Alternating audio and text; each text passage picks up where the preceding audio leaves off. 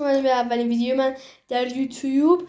بچه ها میخوایم بریم نصب کلاج بی نهایت هاتون یاد بدیم. کلاج بی نهایت من خودم نصب کردم اینجاست، ولی حالا برای شما میخوایم آموزش بدیم که مثلا شما هم یاد بگیرین. آقا بریم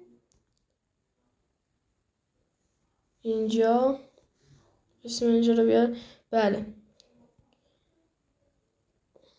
بایستین تا بیاد یه ثانیه، ببخشید یه ثانیه بایست. الان بچه ها خب میایم اینجا بنویسیم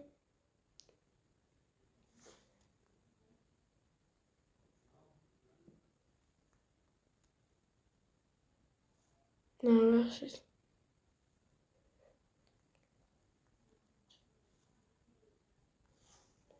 اینجا خودش میاره کلاج بی نهایت تا بیاره. بله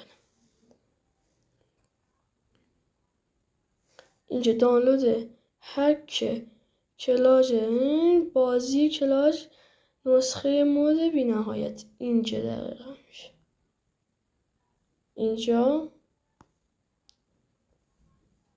دقیقا. بله اینجا رو بزنین. حالا بس من ویبکم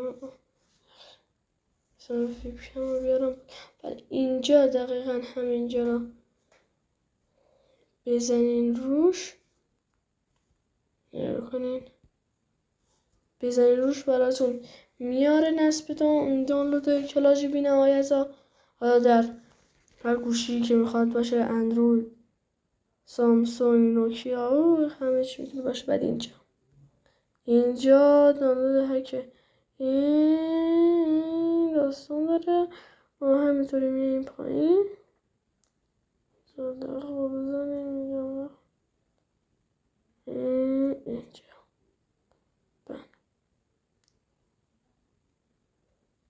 اینجا